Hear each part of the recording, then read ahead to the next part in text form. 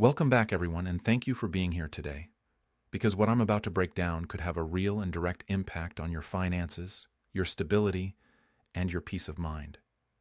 There is breaking news circulating right now that has a lot of people talking, a lot of people confused, and a lot of people unsure whether they should believe it or ignore it. The headline grabbing attention is this: a potential $2,000 payment that could land directly in the bank accounts of millions of Americans, including those on Social Security, SSI, SSDI, and retirees who are living on fixed incomes. And if you're watching this video right now, there is a very strong chance that you fall into the group being discussed. But here's the critical part that no one seems to be explaining clearly. Many people may never even realize this opportunity exists, and others could misunderstand how it works and accidentally miss out entirely. That's why this video matters, because I'm going to walk you through everything that's being said, what it means, who it could apply to, how it's structured, and what you need to be watching closely so you don't get caught off guard. If you're new here, welcome. And if you've been here before, you already know what we do. This is the space where we focus on Social Security, SSI, SSDI, retirement income, and financial updates that directly affect everyday Americans. This isn't about hype, and it's not about empty promises. It's about understanding what's being discussed at the highest levels, separating fact from confusion, and making sure you know what to look out for so you can protect yourself financially.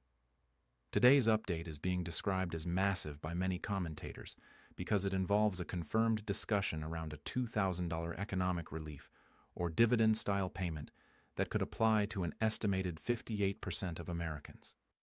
That number alone should make you pause, because that's not a small program, and it's not aimed at a narrow group. It's broad, and that's exactly why it's getting so much attention. Now let's address the first reaction most people have when they hear this. A lot of you are probably thinking, here we go again, another stimulus rumor, another promise that never turns into anything real. And honestly, that reaction is completely understandable. Over the past several years, people have heard countless claims about checks coming, payments being approved, and money on the way, only for many of those claims to either fall apart or get exaggerated beyond recognition. That frustration is real, especially for seniors and people with disabilities who depend on every dollar to cover essentials like rent, food, utilities, and medication. But what's different about this conversation is that it's being framed as a confirmed payment structure discussed by the administration, with eligibility guidelines and distribution methods already being talked about publicly. That doesn't mean every detail is finalized, but it does mean this isn't just some random internet rumor popping up out of nowhere. One of the biggest points of confusion is what this $2,000 payment actually is. You'll hear it called a stimulus check, a dividend payment, an inflation relief payment, or an economic support payment depending on who's talking about it. The terminology can be confusing, and frankly, it's part of the reason people tune out or assume it's fake. According to the explanations being circulated, this payment is being positioned as a one-time economic relief measure designed to help Americans who have been hit hardest by rising prices, stagnant wages, and ongoing financial pressure. Inflation may have slowed in some areas, but for people living on fixed incomes, the damage has already been done. Grocery bills are still higher than they were a few years ago. Utilities cost more. Housing costs remain elevated, and medical expenses continue to rise. For many households, especially seniors and people with disabilities, the monthly budget simply doesn't stretch far enough anymore. That's where this proposed $2,000 payment comes in. The idea, as it's being presented, is to provide immediate relief rather than long-term reform. This isn't described as a permanent increase to Social Security benefits, and it's not a monthly payment. It's a one-time deposit meant to help people catch up, stabilize, or breathe a little easier. And while that may sound modest to some, for others it could mean the difference between falling behind and staying afloat. That's why the eligibility criteria are such an important part of this conversation, because they determine who actually sees this money and who doesn't. So let's talk about who is being described as eligible under the current discussions. First and foremost are Social Security retirement beneficiaries. If you are receiving monthly retirement benefits, especially if Social Security is your primary or only source of income, You are being counted among the core groups this payment is intended to help. The income thresholds being discussed are designed to include most retirees, particularly those who are not earning significant additional income on top of their benefits. That's a key detail because many seniors worry that even a small pension or part-time income could disqualify them. Based on what's being said, the goal is inclusion rather than exclusion.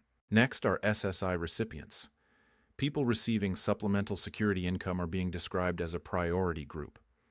That makes sense, because SSI is strictly needs-based, meaning recipients already fall into the lowest income categories.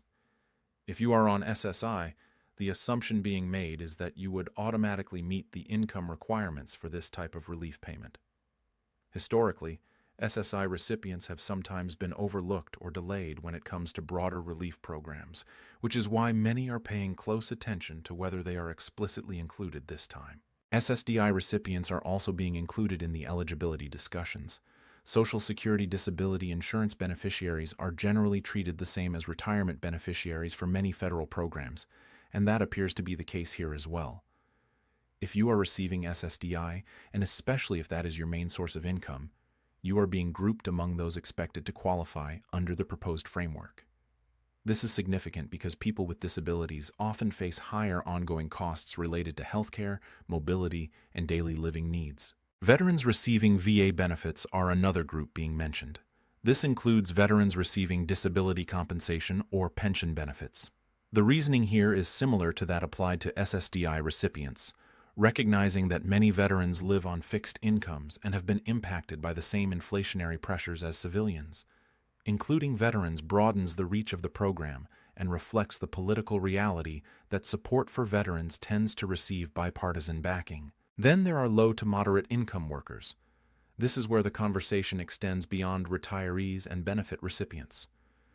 Individuals who are still working but earning below certain income thresholds are also being described as eligible.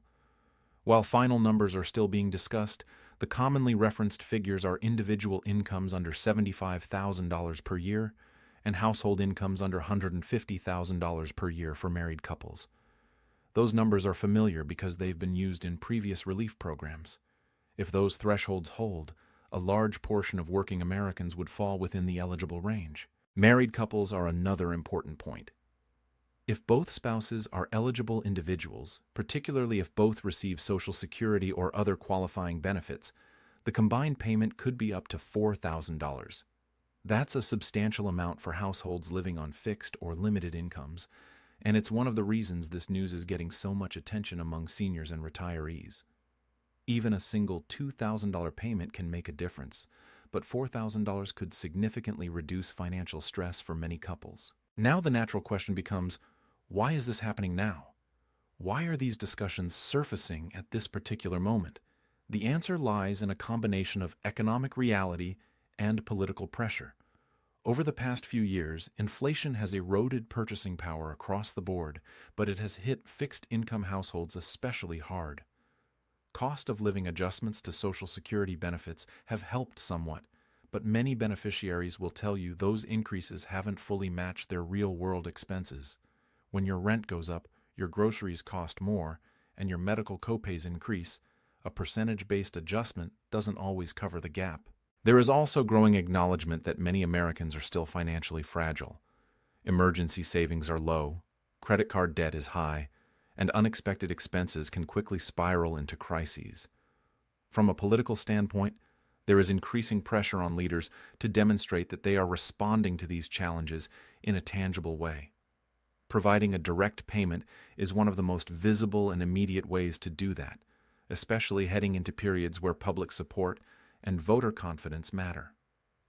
Timing is another factor. Discussions suggest that if this payment moves forward, distribution could begin within a window of approximately 60 to 90 days from final approval. That would place potential payment dates somewhere in late spring, depending on how quickly logistical details are finalized. This timeline is based on how similar programs have been rolled out in the past, rather than a guaranteed schedule, but it gives people a general sense of what to expect. If payments do move forward, distribution would likely follow a familiar pattern. Those who already have direct deposit information on file with the Social Security Administration or the IRS would likely receive their payments first. This includes most Social Security, SSI, and SSDI recipients who already receive monthly benefits electronically. For these individuals, the payment would typically arrive in the same bank account they already use, without any additional action required. The next group would be those who receive benefits through paper checks or direct express cards. These payments usually take a bit longer to process and mail, often arriving a week or two after the initial direct deposit wave. Finally, there would be individuals who need to update information, resolve eligibility questions, or fall into special categories that require manual review. For them, payments could take longer, which is why it's so important to make sure your information is accurate and current. As for the amount itself, the $2,000 figure being discussed represents the maximum payment. Most individuals within the targeted income ranges are expected to receive the full amount, but there may be phase-outs for higher earners within the eligible brackets. Based on past programs, payments typically decrease gradually as income rises above certain thresholds rather than stopping abruptly.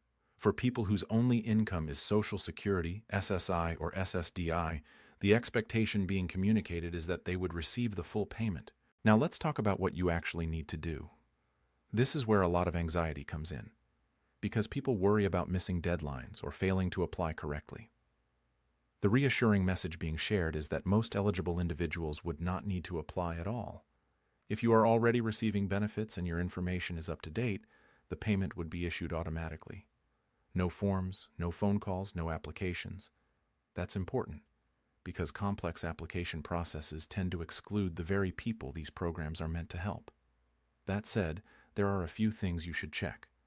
Make sure your direct deposit information is accurate. If you've changed banks or accounts recently, update that information with the Social Security Administration or the IRS as appropriate. Also make sure your mailing address is current, especially if you receive paper checks. Outdated information can lead to delays, returned payments, or unnecessary complications. It's also critical to stay informed through official sources. There will always be rumors, exaggerated headlines, and misleading social media posts whenever money is involved. The safest sources of information are official government websites and clear explanations that reference those sources directly. Avoid clicking on links in unsolicited emails or text messages, and be extremely cautious about anyone asking for personal information. Scams are a serious concern whenever relief payments are discussed. Fraudsters know that people are eager for help and may be more vulnerable. Remember this clearly. No legitimate government agency will ever ask you to pay a fee to receive a benefit, and they will not call or text you demanding personal or banking information. Payments are issued using information already on file. If something feels off, it probably is. Once the money arrives, the next question is how to use it wisely. A $2,000 payment can disappear quickly if it's not planned for. Many financial advisors suggest using one-time payments to address immediate needs or reduce financial risk. That could mean catching up on overdue bills, paying down high-interest debt, covering medical expenses, or setting aside an emergency fund. For those in more stable situations, it could be used for necessary home repairs, transportation needs, or health-related expenses that have been postponed. It's important to remember that this type of payment is not recurring. It's not a replacement for monthly income, and it shouldn't be relied on as ongoing support. Thinking strategically about how to use it can make its impact last much longer than the moment it hits your account. As we wrap this up, here's the big picture. There is ongoing discussion and confirmation at high levels about a potential $2,000 economic relief payment aimed at a broad group of Americans, including Social Security, SSI, SSDI recipients, retirees, veterans, and low to moderate income workers. Approximately 58% of Americans are being described as falling within the eligibility range. While final details and timelines are still developing, the structure being discussed is familiar and designed to be automatic for most people. The most important things you can do right now are to stay informed, make sure your information is up to date, protect yourself from scams, and think ahead about how you would use the money if and when it arrives. This is exactly why this community exists, to help you navigate complicated updates without panic or confusion. If this breakdown helped you understand what's being discussed and what to watch for, make sure you like this video, subscribe to the channel, and turn on notifications so you don't miss future updates. These situations can change quickly, and staying connected is the best way to make sure you're always prepared. Thank you for watching, and I'll see you in the next video.